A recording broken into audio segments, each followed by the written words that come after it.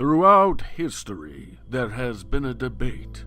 When was the first gaming system? What system held the honor of having the very first game on it?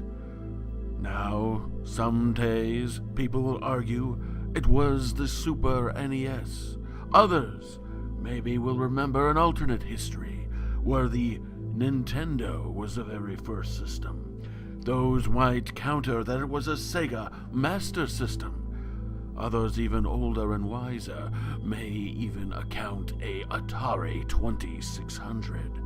But those who know the true history know what the very first game was ever placed on. What system held the right to have the very first video game ever on it? And that is the computer, nowadays known as the PC, the personal computer. For too long, we've stood in the dark, allowing our console counterparts to reap the rewards of all these gaming podcasts in all the gaming rewards. But no longer. A light is now shining, a beacon of hope for all. Join us! The Quick Save Club is here to bring you on a PC gaming adventure like no other you've ever had before. Welcome to the Quick Save Club podcast.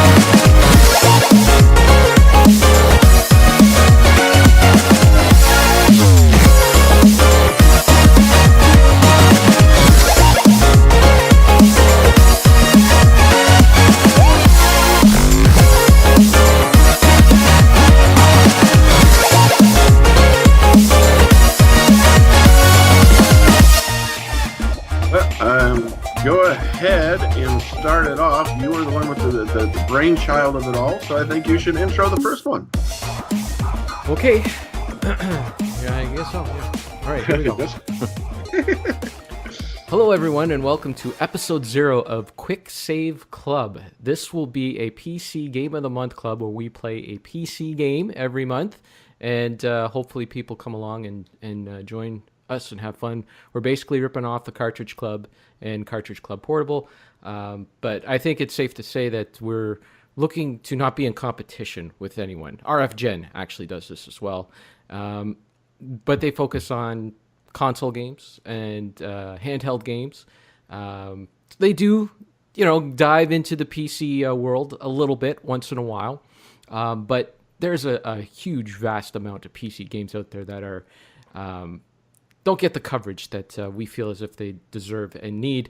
And so that's why we decided to start this club, so we can get to start playing some of those classics.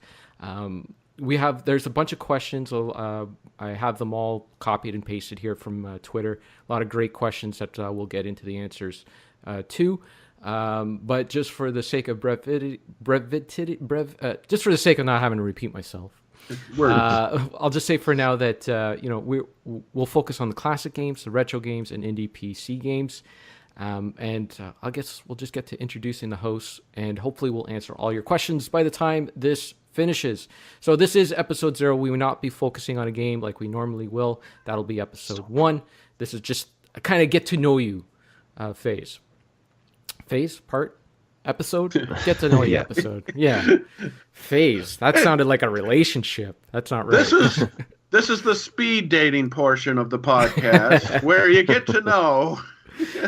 Basically, what our goal is with this episode is to get you to know where we stand and what we wish to accomplish every month. So let's just get the introductions out of the way. I'm buried on Mars. I'm probably, everybody knows me in the Cartridge Club. I don't know, maybe I'm Maybe that's a total ego trip that I'm on, that I feel that everybody knows me, but I think everybody does. But if you don't, I've been on YouTube for since 2012. I joined the Cartridge Club on the month it started. I've been there for a very long time. I'm still there. I haven't left. I'm just doing this little side project now. And yeah, that's me, Kevin. Also co-host of Retro Fandango. I don't know what else you need to know. That's pretty much it. I just met him 5 minutes ago. Yeah, right. Yeah. Well, one of my longtime friends on YouTube, one of the first people I met on YouTube is my friend Twitch. He's also known as Ryan in real life. And I hope that it's okay that I call him Ryan. No more nicknames, no more Retro Gamer Ranting. Well, that's what I usually go off of on Twitter is Retro Gamer Ranting. But I just changed it the other day to Ryan RGR. Just call me Ryan. That's perfect. Because it's got Ryan, it was cool when we first met. I mean, Twitch was like this cool nickname. Hey, it's Twitch. No. And then this streaming service just kind of came out of nowhere. I had it first. I know. I had that name first.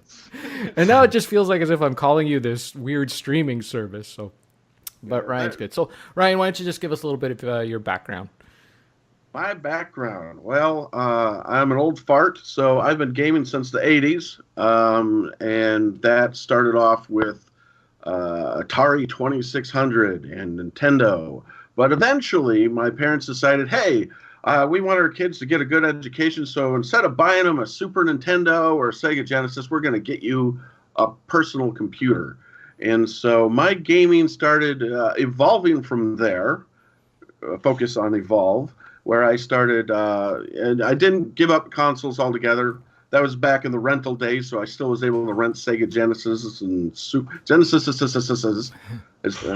Genocide? It's Super Genocide. Whoa, that doesn't sound good. And Super Nintendos and stuff. But primarily, the thing that I was gaming on the most was my computer, which drove my parents up the wall because I was constantly asking for. They thought they'd get me a computer, that'd be everything. But then I found out, video games had system requirements.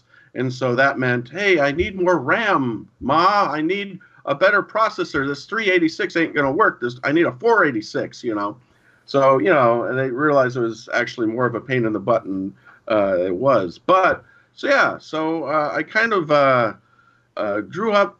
I did still play the console classics, but then I found stuff like Commander Keen. I found stuff like Doom and Jill of the Jungle and all those. And so I would always be that weird kid during recess where everyone would be talking about Contra and Super Mario Brothers and the new Sonic game or whatever, and then I'd be like, well, hey, did you ever play Wacky Wheels? They'd be like, we don't know what the heck you're talking about, weirdo, get out of here. So it kind of just sort of evolved from there, and I never really gave up console gaming or anything, but my true love of gaming was PC gaming, and it was a completely different beast from what everyone was getting on Nintendo and Super Nintendo. And it kind of was like all this stuff that eventually became cool on consoles, you kind of had it first on a PC. You kind of had online gaming first on a PC.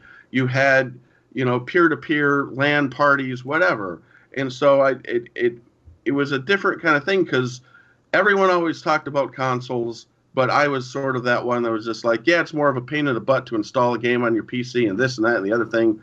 But I always kind of felt like it all kind of evolved from that. And eventually consoles had to catch up to PC gaming. Right. So I got a pretty vast, useless knowledge, hopefully not useless now that I'm in this podcast, of a lot of these old DOS games, a lot of these old Windows 95 games. When Windows 95 was, now you can play games in Windows, and that kind of stuff. And that was exciting.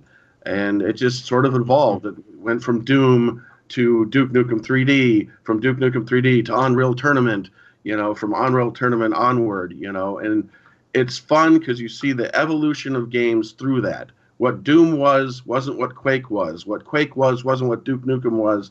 Unreal Tournament kind of gave you the arena shooter along with Quake 3 and that kind of stuff. So I guess that kind of gives my background. It's just like I enjoyed the evolution of PC gaming, and it kind of brings me to now, where now I'm sort of progressed to indie games more than anything else, because it's calling back to that era again. Right. A lot of these indie games use a lot of that stuff that I grew up on. And so that's just kind of my take from it all. Like I might have nostalgia goggles from time to time, but that's why we have other hosts here to reel me back in. Because there are games that I know that I'm just going to gush about, and you guys are going to roll your eyes or whatever, or maybe not. Who knows? But anyway, that's me. Before I get too long-winded, I do rant a lot. I'll put that out there now for all the new people that I do go off on tangents and sometimes get off the original subject. But again, that's what the co-hosts are for. The man likes to talk, as you can tell. I do like to talk. I do. I start with one subject and I'll end up on one completely. We went off on a few tangents there, but that's all right. We rode the waves with you. I apologize. So Ryan and I are a little older, I would say. I guess I should mention too that I as well have been PC gaming since I was a kid. My parents didn't actually believe in consoles. They didn't believe like that was a wise investment. You invested in a PC because a PC could play video games and do other things. Mm-hmm. So that was the better way to spend your money. Whereas consoles were a scam, a gimmick. They were going to get you to buy this machine, and then you're going to spend $60 all the time for all these games.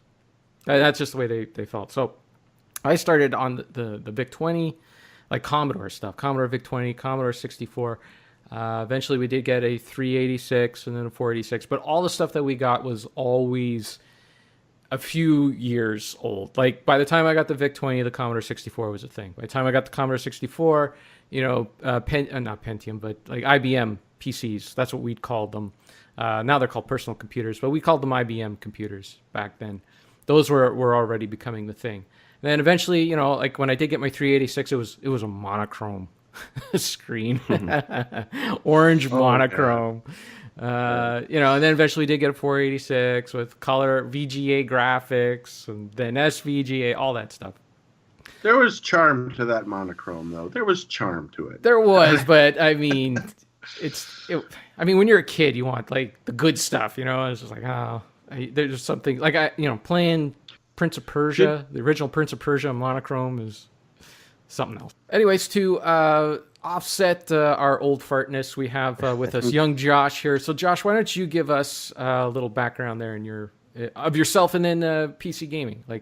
Yeah, definitely. I do podcasts every week for about 80 weeks as this recording. Frantic Thoughts, where I just rant and rave. The title kind of is the descriptor for the podcast. I'm just talking to myself, raving about whatever. And I've been kind of doing stuff online for about 10 years, just off and on. And what that actually means is when I started doing PC gaming is kind of like weird for me because I didn't grow up with PCs at all, really, except for like Oregon Trail inside of classrooms and stuff like that. I didn't really grow up with PC gaming, but when I hit teenage years, Half-Life 2 was coming out. That's about the time when I was a teenager in high school, and my buddy Chris, he was like getting into it, so he got me into PC gaming. I was never able to afford a good PC ever, but one summer I worked with my grandfather and got this older Dell, and I actually had a Windows 95 computer forever, and I would use that for everything, and it was so old, and I think I just mentioned to Mars on Twitter that it just died a few years ago.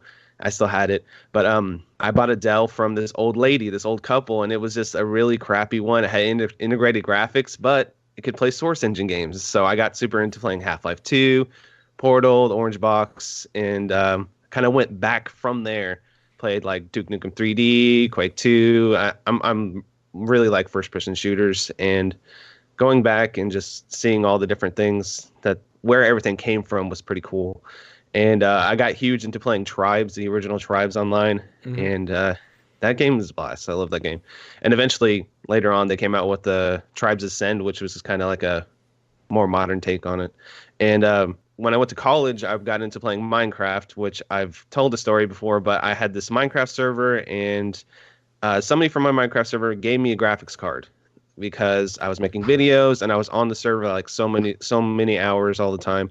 So they sent me I think it was a GTX 460 or something, put it in the Dell, and then I went back and played even more PC games because it opened up a huge world for me, which I never even tried.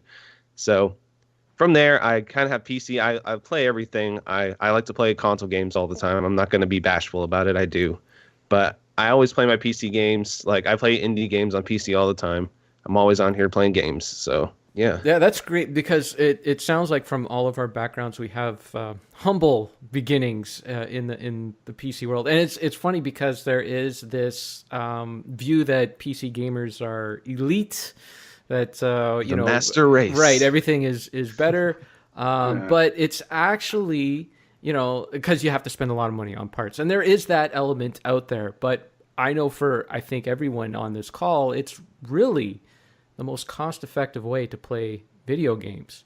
You buy one machine, you're open to so many options, so many different I've had games. this computer here for 7 years, like the one I built, when I was in my other apartment, and I've had it for 7 years, and it's fine for what I play on it, and yeah.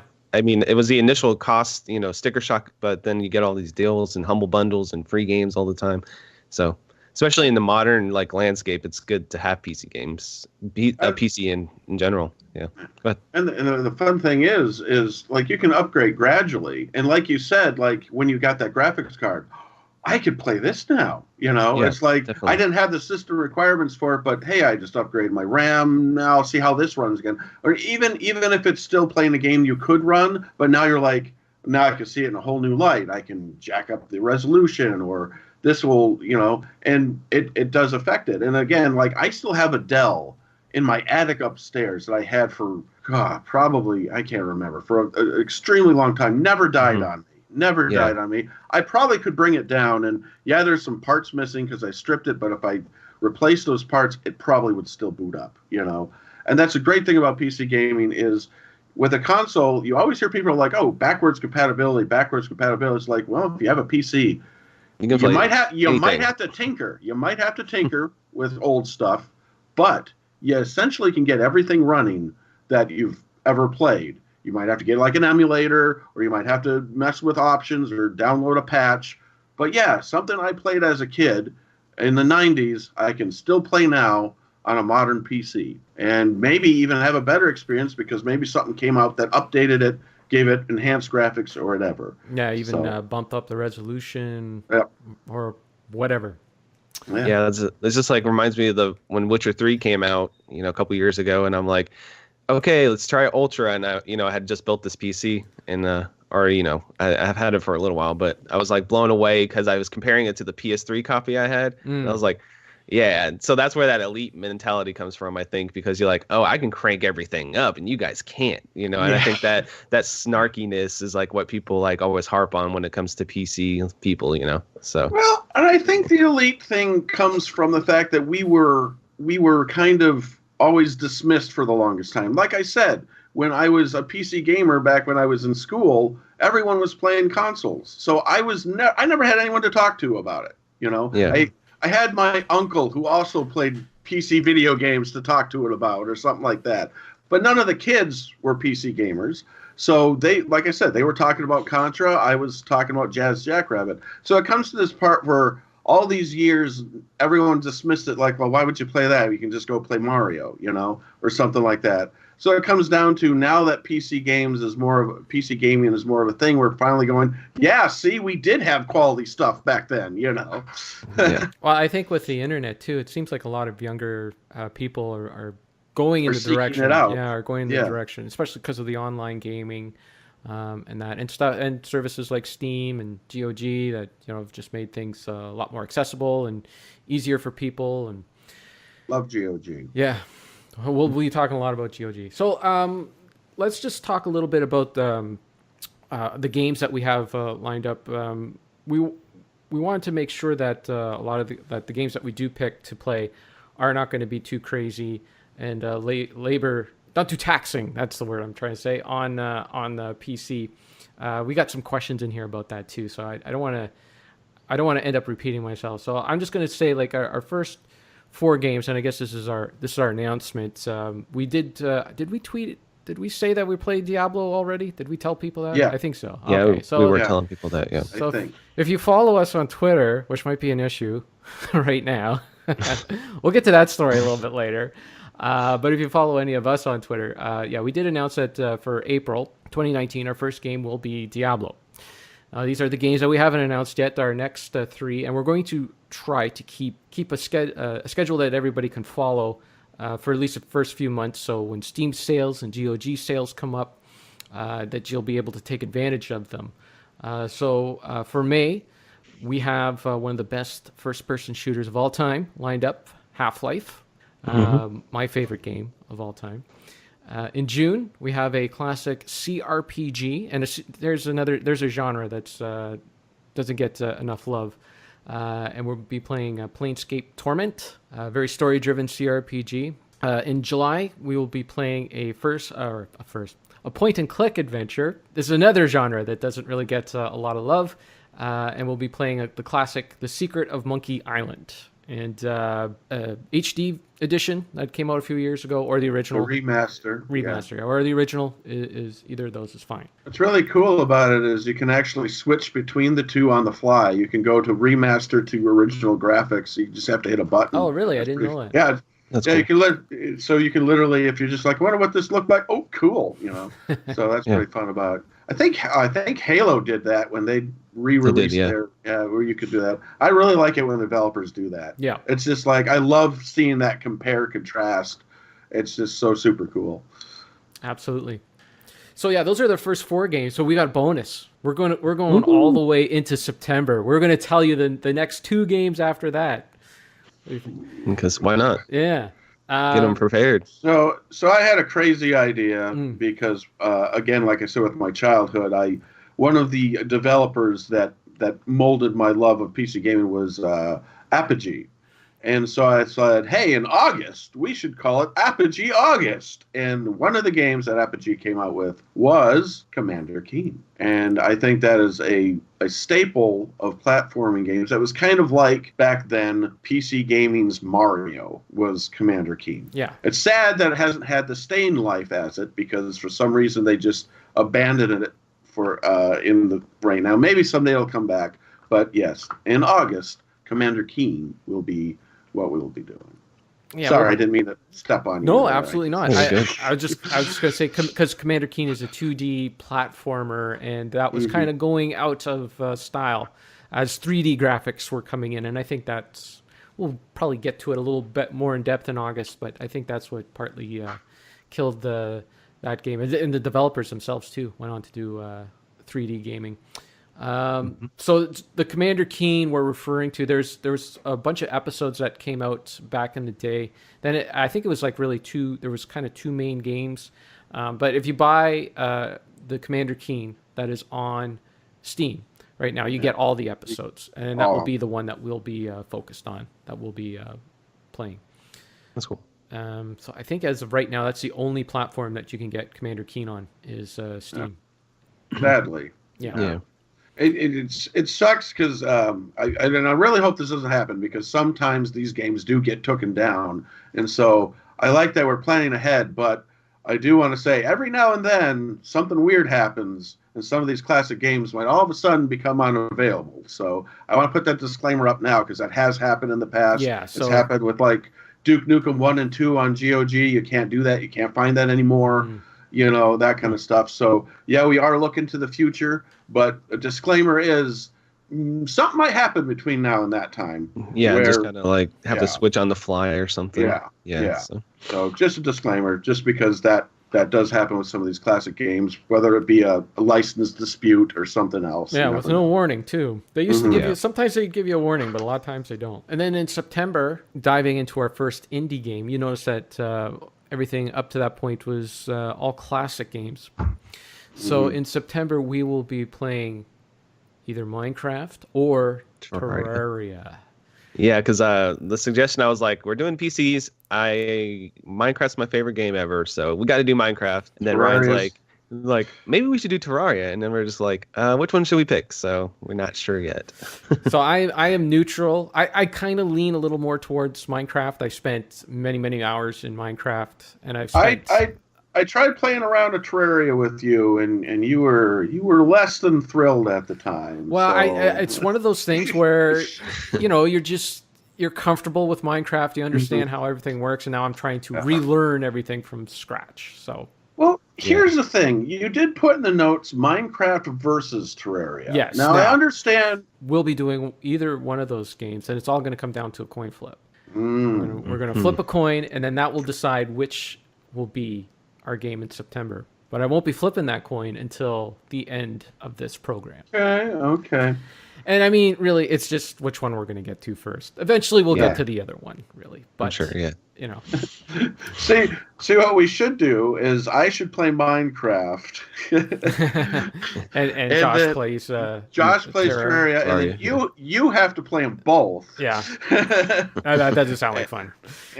Come on. There's plenty to do in both games. They both deserve their own game of the month. Yeah. Oh, yeah. Okay, so I put little feelers out there on Twitter to get some questions and concerns that people might have. One of the questions I got a lot, and surprisingly didn't get this time around, was, will it be okay to play along with the games if you're playing on a console? And I said this on Retro Fandango. Yes, but if you have any complaints about the game, if you don't like the game and we like it, you might get ridiculed. Just a little bit. Just a little bit of ridicule. I understand in some cases, some people might already have these games on their console and they, maybe they don't want to spend the money for it. That's understandable. But again, a lot of times it's an inferior product, I mean, like something like a point and click adventure, you're pretty much going to get the same thing. You might, get some freedom to move the mouse around move the clicker with the mouse around. But for the most part, you're getting the same experience. But for instance, our April game, there is one console port of the game on PlayStation, and it hasn't aged well. It wasn't even good when it came out, actually. It's just not a good port of the game. Oh, did we mention that we're doing the mod for that game too? I didn't. Oh, I guess that's a good idea. Yeah, we will be playing the Beelzebub mod for Diablo. So we all got the game on GOG, and we've downloaded that. Even though if you have it on disc, it's the exact same game. But we will be doing the Beelzebub mod, which updates the graphics, just kind of upgrades the resolution. And add some quality of life stuff that kind of makes it have a more modern feel. Like a good example of that is when you go to a shop, you just see the text of the item, but when you install the mod, you actually see the visual item and you can drag and drop instead of just picking. So it's kind of like things that you're used to in action RPGs, sort of retrofitted to Diablo. Yeah, the way I like to describe it is it's the Diablo that you remember. Like when you go back to a game that you haven't played for a long time, you're like, oh, I forgot that this isn't there. This isn't there. This mod kind of puts everything there. It also changes a little bit of the nature of the game, and it makes some of the tweaks that they've done make it a little bit more difficult. For instance, in the original Diablo, when you would play through the game, there would be side quests that would be random, depending on which one. Like the Butcher quest, you wouldn't get all the time. There's the King on the third level. There's a few of them that are totally random. In this mod, they give you everything. You get everything. Yeah, I've noticed that. Up front, which is good, but it makes it more difficult. So you got to grind a little bit more. But do you have to finish every quest, or can you ignore some? You can ignore stuff. You can go right past it. Like for instance, like that King that is on level 3. I can't remember. Skeleton King. I went down to level 5, 6. I think I got to the waypoint on level 6, grinding my character right up, and then I went. Then you went back. You don't really need to though. You can just leave those doors closed. We'll get more into it next month, but just we wanted to put that out there that we will be using that mod, and there will be instructions on the form. Once we get that all set up, there will be a form on the Cartridge Club website, cartridgeclub.org. We'll give you instructions on how to install that mod, but it's not really difficult. It's just download and extract unpack, right? Yeah. Unpack it into the folder. It's not that difficult. But if you have any, and it has its own executable, so it's not copying over the vanilla. So you could still play the vanilla if you want to. Yeah. It's not completely deleting or you'd have to reinstall. No, it's its own thing. Yeah. And you just have to click on that. So it's not interfering with vanilla if you want to compare and contrast. So that's what's nice. And if you want to start on vanilla before you fire up the mod, just get a taste of what the original game is like, you can then import your character into the mod. It will recognize it, but you can't go back. You can't go from the mod back to the vanilla game. So, you know, I started off on the vanilla game a little bit, and once I put in the mod, I'm not going back. That's all I'm going to say. And that's the thing. We are going to be playing a lot of older games, and then a lot of them have a really big fan base with a lot of mods. And so we might find a few that we'll suggest. But also, when we do the forums, or if you do find a cool mod, tweet it out there. Put it out there to the rest of the community and be like, hey, I found this really cool mod for Half-Life that changes the guns a little or tweaks the AI. So we want to encourage people to add that to it as well, because a lot of these games, like I said, they're going to be older. There's going to be a lot of tweaks. There's going to be a lot of fan patches and quality of life patches and other stuff. So we're going to be looking at that. We're going to try and relay that to you in our podcast. But if you guys find it too, don't be afraid to tweet it. Don't be afraid to put it on any of the forums, you know. Yeah. Absolutely. All right. So we wanted to answer the question about consoles, and we went off on a little mod tangent there, but that's going to happen sometimes. But just to make it short, yes, playing on the consoles is okay. Just realize that we will be focused on the PC versions of the game. Okay. So let's get to some questions here. This is a good one to start off with, I guess. Who wants to read out Rambox's question? I'll do it. Sure. He asked us, how come a bunch of PC nerds can't figure out how to start a Twitter account? Oh, that's a good question, Richard. So do we want to explain what happened to our Twitter account? Yeah, well, I'm going to take this because it was all my fault. So this was probably a mistake to give every one of us, well, me, the password to the Twitter account, because we all have the password to the Twitter account. And so I had to go and get pizza for the family, right? And so we were tweeting after the Retro Fandango thing, and I'm waiting for my youngest to get dressed, which is usually a chore in itself. Let me just set this up. So, I wanted to make the announcement of Quick Save Club on Retro Fandango, and the plan is that I would release the show on Tuesday. Our official release isn't until Wednesday, and then maybe later on Wednesday, then we will start tweeting out from the account as people got used to the name and that. I think as soon as I posted the show, these two got really excited and really giddy and wanted to start so quickly. I wanted to get started right. Yes. So I was like, okay, sure, yes, let's start getting the name out there. Oh, wait, though, we need to do this first. We need to do that first. We need to do this first. So there was a lot of tweets going back. A bit too excited. Yes. A bit too excited. All right. Yeah. Because because this was exciting to me and obviously everyone else, and of course I don't have as much experience with podcasts, so I didn't know to slow down. So anyway, so I'm tweeting some stuff from the official site, and I'm just like, oh, we don't have anything set up on the little profile, so I'm like, all right, I'll put, just for now, we can change it later, I'll put all of our names on there. This is a podcast with Buried on Mars and blah, blah, blah, blah. And then something popped up. Oh, complete your profile. Put the date of birth. And I go, oh, well, I might as well just put the day that this podcast has officially got announced. So I put the date, and I put 2019. Or 2019.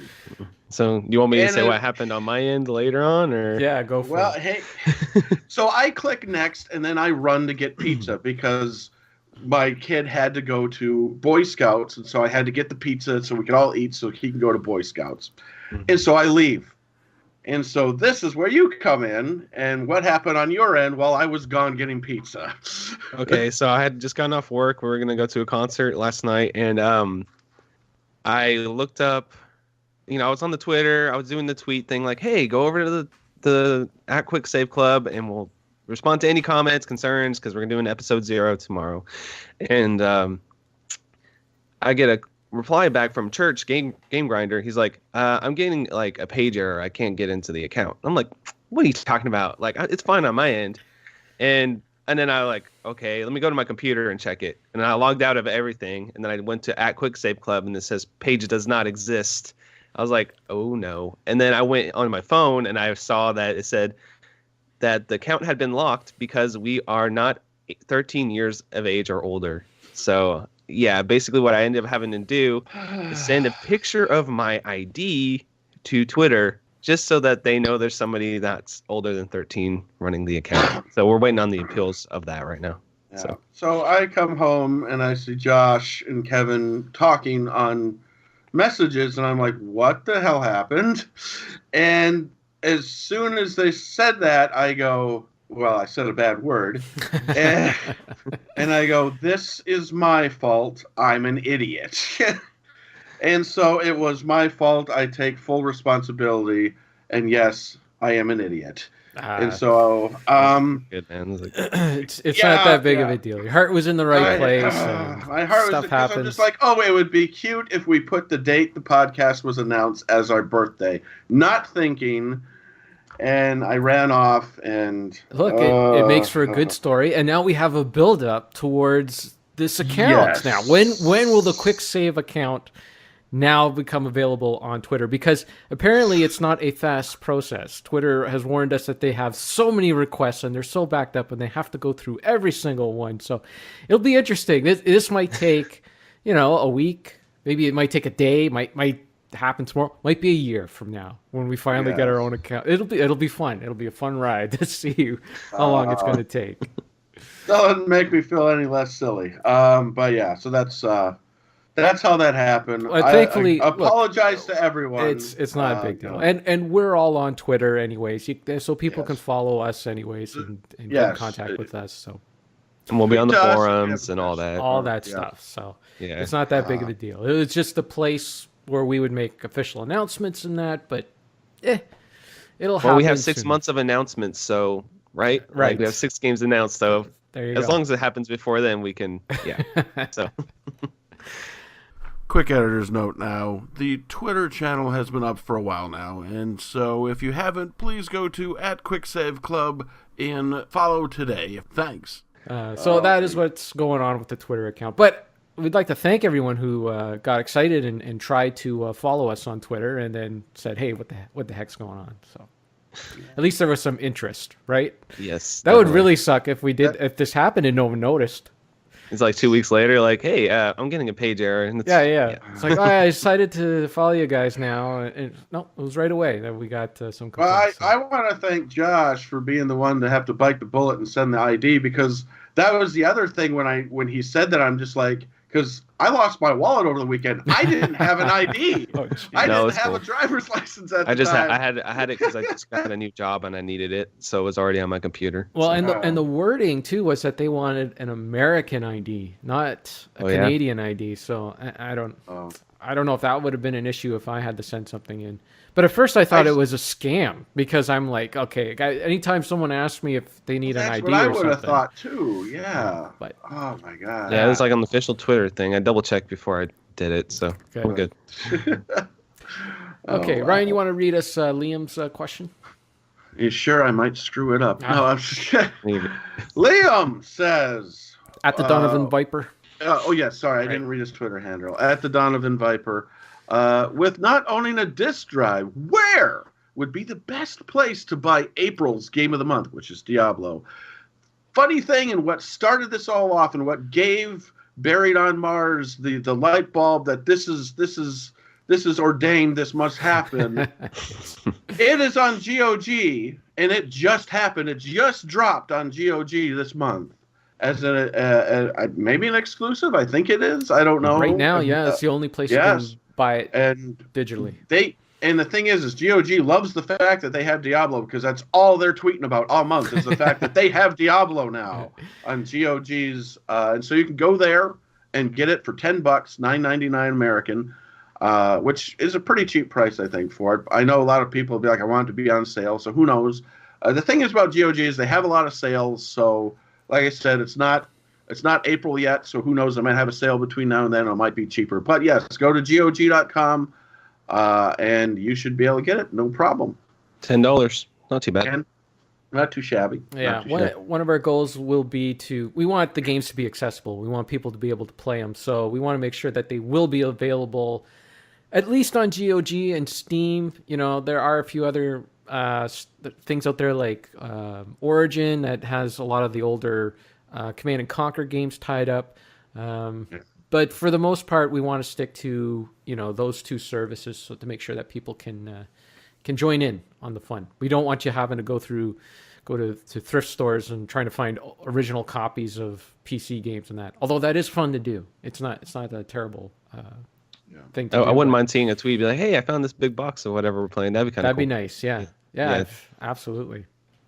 It's kind of sad because I actually used to have a store that would have that kind of retro stuff, but they all moved out. And the only place I have now, if I did want to find something like that, I'd have to go to my Goodwill, which every now and then Goodwill will have a gem. So that's cool. But I don't totally have that random. around me like I used to, unfortunately, because they just all kind of closed down. I think the guy just got old and retired. He used to have all those, he'd have vinyl records. He'd have old consoles. He would have, you know, it was a perfect place to go to because it had everything. And it's like, I'm going to retire now. And it's like, no, don't go.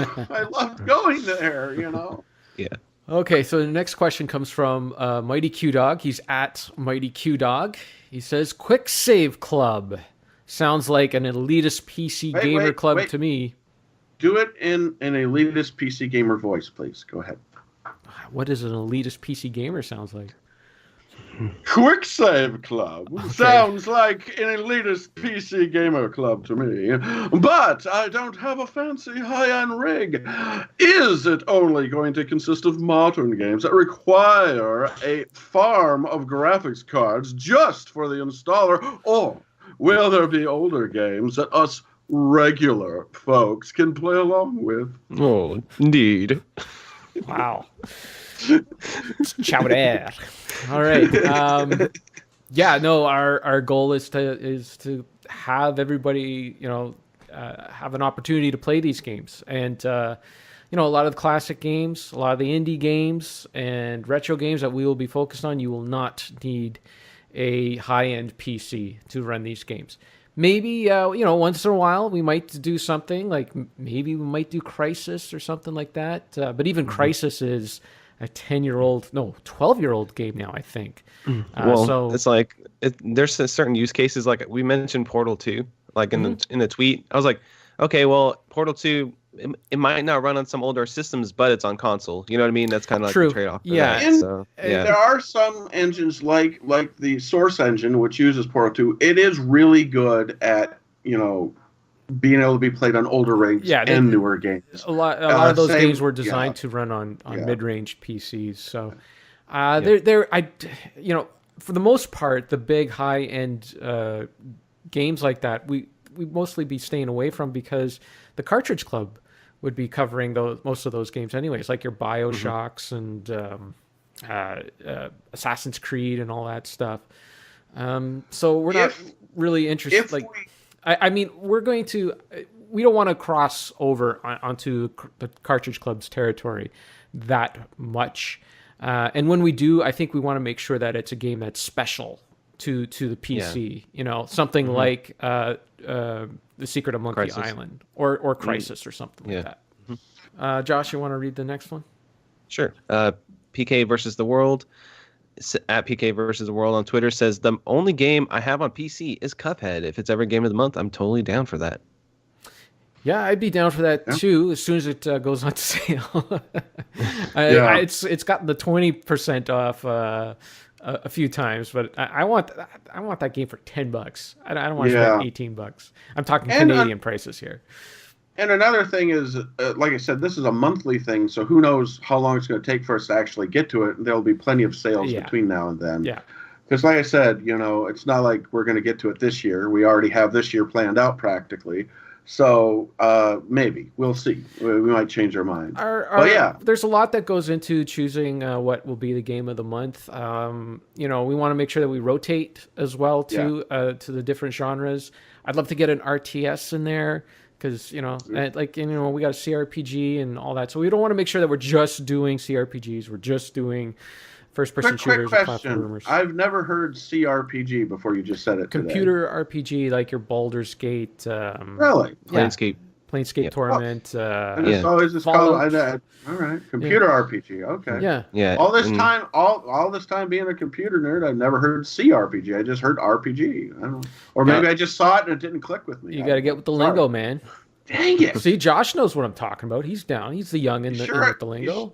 You sure I'm the right person for this job? I just failed right there. You're perfect, because that's what we need. We need people to ask questions, because you're not the only one. There's people listening that say, what is that Kevin guy talking about? Saying CRPG. I will ask all the stupid questions. That's my problem. That's great.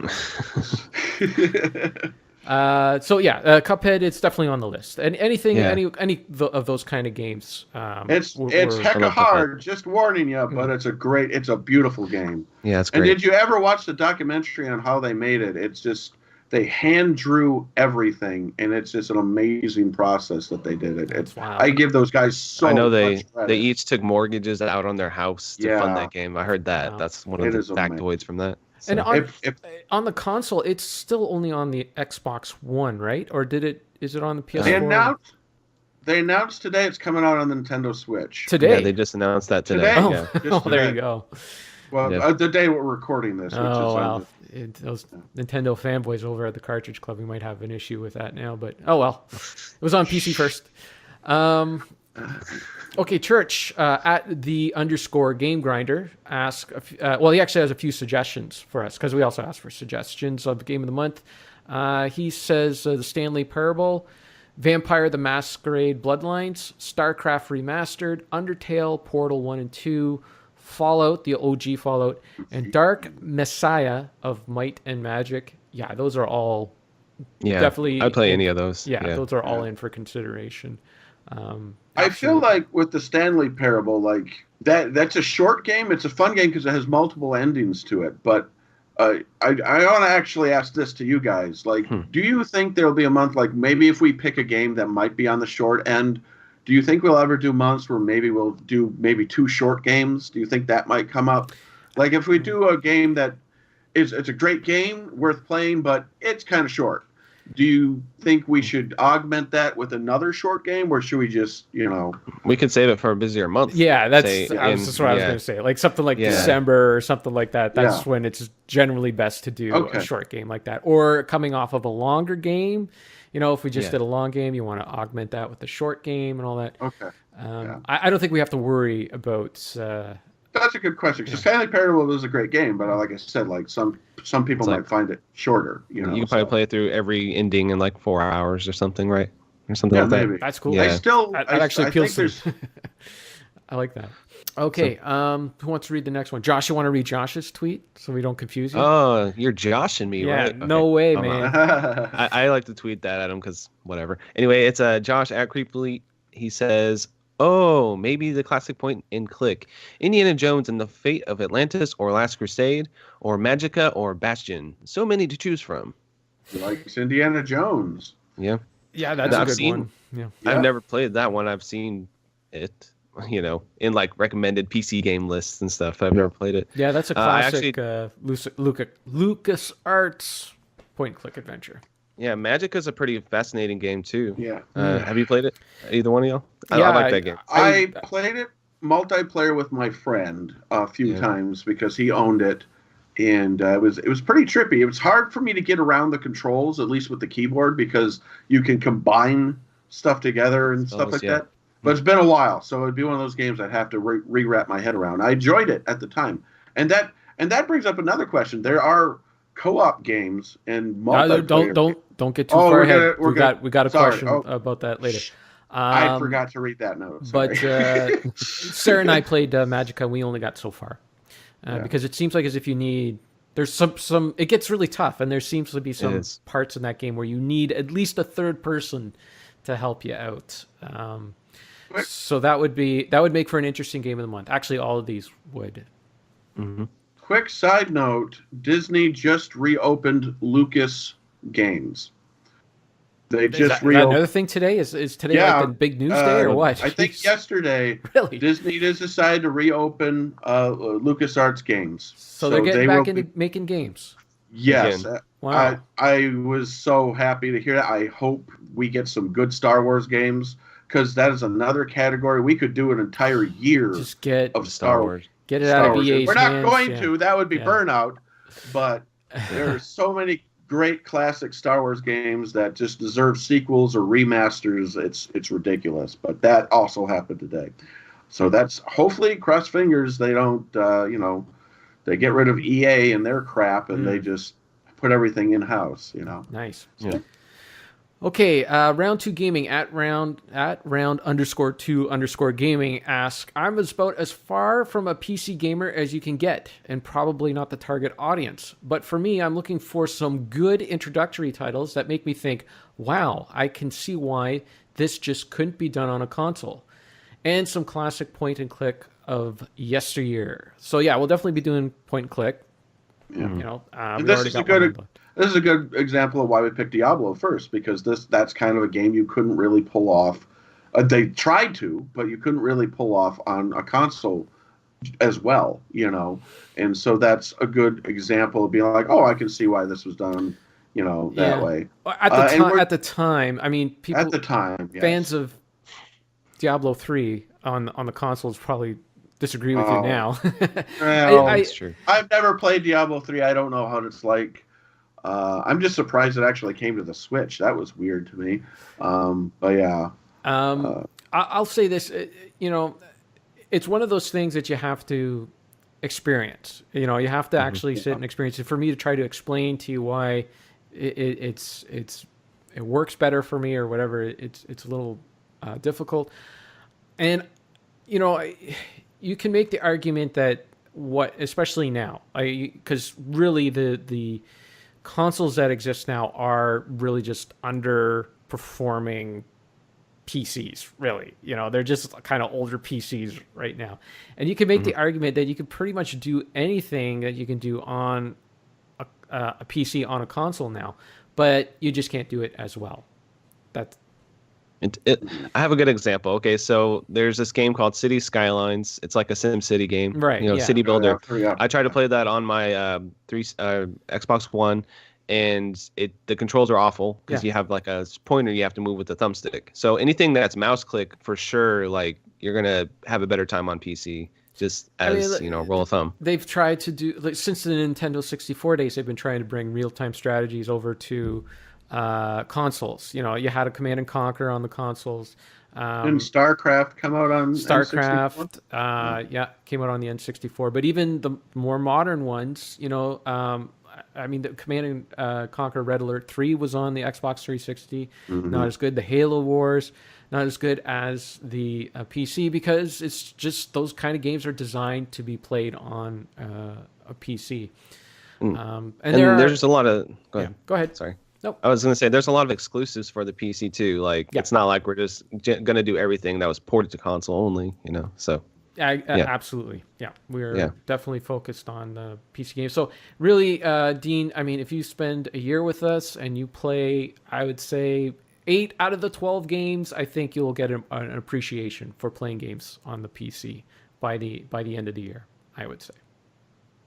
All right, who wants to read my wife's tweet? Your wife's tweet. Okay. Where are we? I lost my spot. Okay. Okay. I'm gonna screw up her name. Sarkasim? Is that right? Right. 100%. Oh, I did. All right. Sarkasim.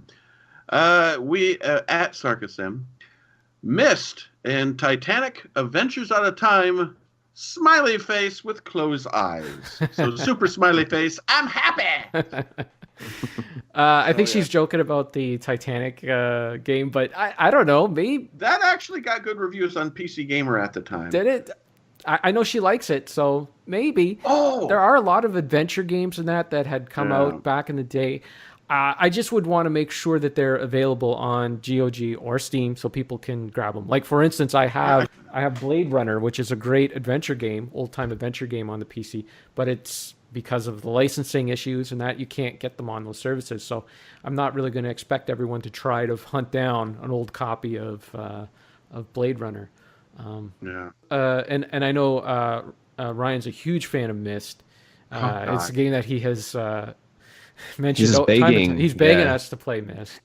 He's begging. He's begging Yeah. us to play Myst. No. Myst was one of those ones where everyone just loved to death because that was like a Windows game before Windows 95, and everyone's like, "Look at these graphics." I'm like, "It's a picture of a graphic. It's not actual graphics." But and the puzzles were so off the wall, insane, that they eventually released a version of it where you could click a button and they'll give you the answer to it. But no, there's a lot of, and that's the thing. Myst has been re-released so many times that maybe that there is a updated version of it that's a lot more tolerable. So it's not out of the question. Again, I think it has to do with accessibility. If it is on GOG or Steam, I haven't looked. I'm looking it up right now. So I wouldn't be against it. I don't want to be a curmudgeon and be like, I'm not playing that game. I don't care what you say. I will. But so yeah, it's just accessibility. Will it be accessible, and is it something other people are going to want to play? I actually played Myst not too long ago, a few years ago, and I didn't mind it. It was the first time I actually played it all the way through.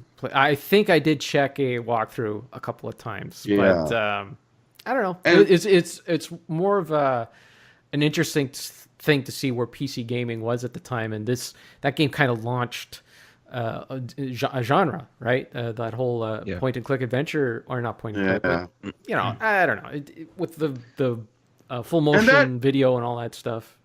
Yeah, and that is the problem with some of those old adventure games, is that a lot of the solutions for puzzles were so out there and so they will give you I'm glad you mentioned that, because Eric, the Mighty Q Dog, actually had a great idea of if for an adventure game that we pick 1 month, and on the forum, GOG has Myst Exile 3, Myst 4, Myst 5, and Real Myst Masterpiece Edition. So that Masterpiece Edition probably has some clues. Yeah. And just Myst Masterpiece Edition.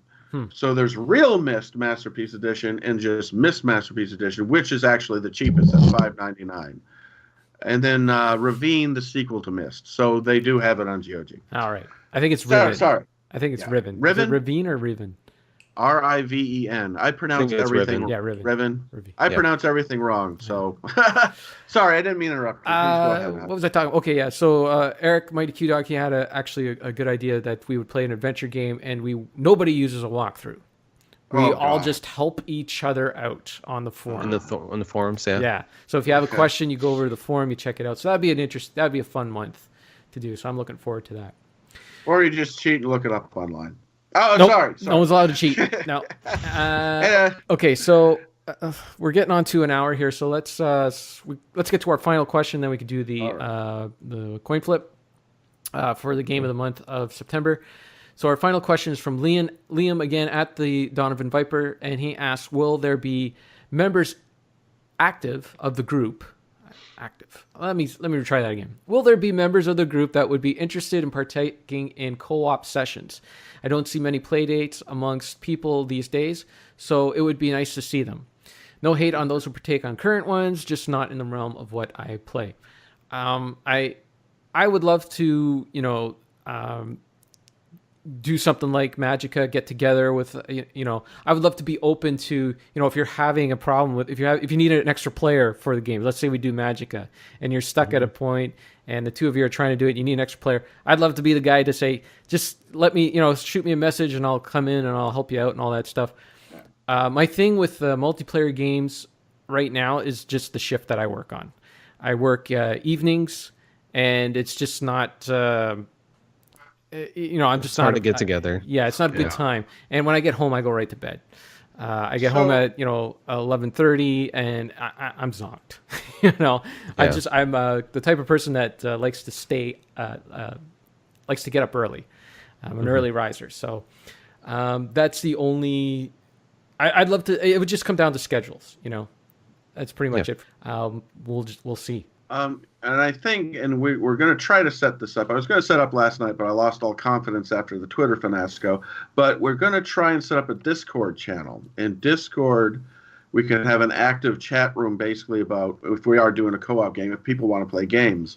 And we can just have, if people, obviously the forum too, like if we are doing a multiplayer game, or you can just go into Discord, see who's on Discord, see, hey, are you available to play? And you can always hook up that way once we get that up and running.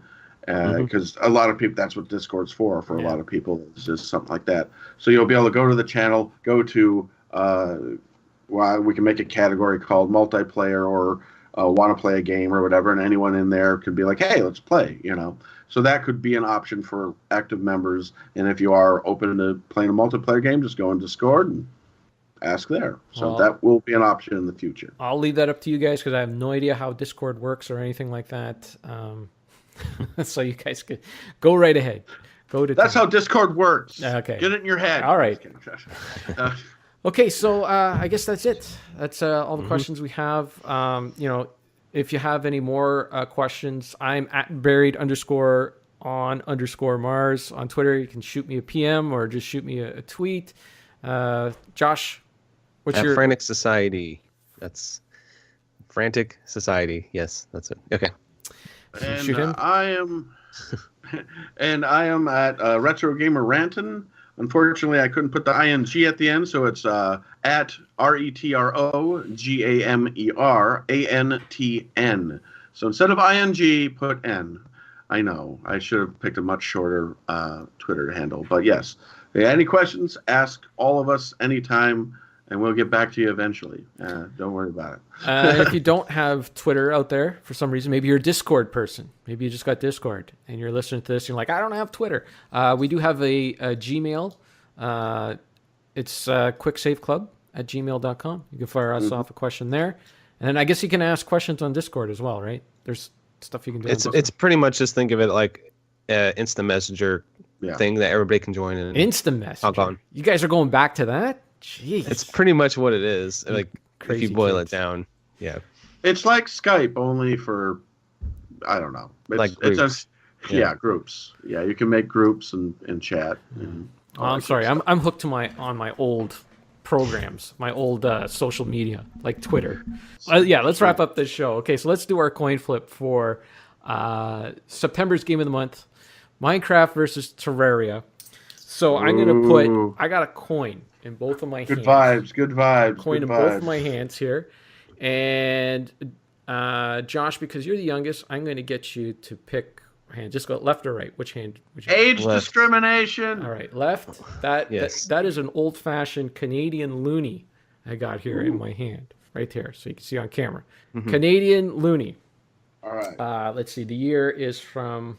This is very important. This is. Excuse my old man look here. 19. This is a 1989 loonie. What year were you born, Josh? Is this before? 1990. Oh wow. Wow. This coin is older than you, sir. Wow. Did you get your diaper changed before you started the podcast? Oh, the trash talk is starting already. Okay, Ryan. So I'm going to flip this coin. Don't worry, I did, so don't worry. I'm going to flip this coin. You're going to call it in the air, okay? Heads or tails? Right. Okay. All right. Here we go. Heads. Oh, and it is. Can you see that? Yeah, I can't see that. Okay, it's a little tails. fuzzy from It's tails. So it's gonna be Minecraft. It's going to be Minecraft. Sorry, Ryan. Well, to be honest, if it would have been, I would have conceded and I would have done Minecraft. I would have told him that. Yeah, and then honestly, I would have done Terraria too. We're gonna do both eventually, so it's like. I know. I've never played a lot of Minecraft, and so I think it would be a good thing. And plus, it might be something I could do with my kids because the reason why I would think Minecraft is it started on PC, and that's like the origins for it. So I figured that'd be a good one to play, and it's on everything, so that one could have a lot more community, that can't play the PC version, So. Yeah. Absolutely. Minecraft it is. Okay, so I guess that's it for episode 0. Looking forward to playing Diablo with everyone in April. Sounds fun. All right. Good. I guess we're gonna have to think of music and stuff. Maybe there's some music playing right now as we're wrapping this thing up. I don't know. Maybe. I have a bunch of overclock remix music on my computer I can scan through. I don't know. I can see what I can grab for that. I don't even know what that is. Overclock remix? Overclockremix.org. It's royalty-free music that the community makes of remixing old or not old, like video game music, like Oh. all video game music. And so it's kind of a community that does video game music, only they remix it, they do stuff, and that's where I get most of my music for my podcasts or my videos that I do. Yeah. Okay. So. Well, just don't use Beautiful Joe, because that's Retro Fandango. Okay. I won't. That's our song. All right. I guess that's it. We're done. Goodbye. That's it. Bye. Bye, everybody. Follow us. Bye. All right.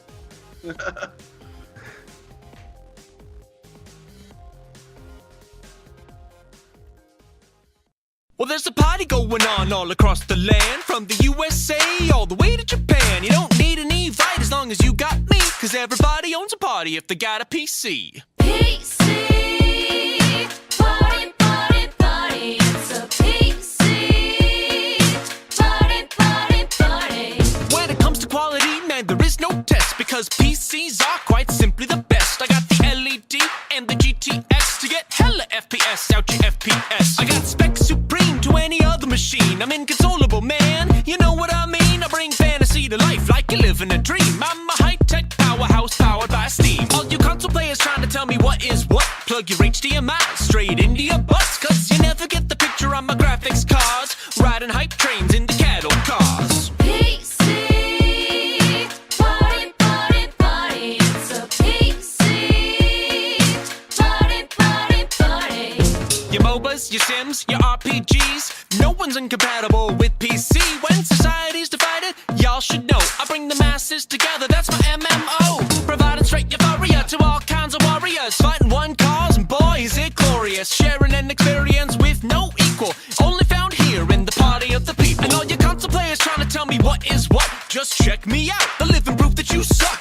You poison the community and only cause trouble. The fact that you exist only heightens my struggle. PC, party, party, party. It's a PC, party, party, party. Now everybody take a hammer and a baseball bat and start wailing on your consoles just like that. Don't stop until you're sure that they're good and smashed. Now throw what is left of them in the trash. Dump gas on the trash and set it ablaze, so you can see the flames up in outer space as we march to bit rates of a faster pace. The superior PC master race, our cause is just, our souls are pure. Society's diseased and we're the cure. It's a PC party with no refreshment, so weep and watch clean up these console peasants. We'll mold the world into one singular vision. To join or to die are your only decisions. For if you pose problems to this revolution, then you will be part of the final solution.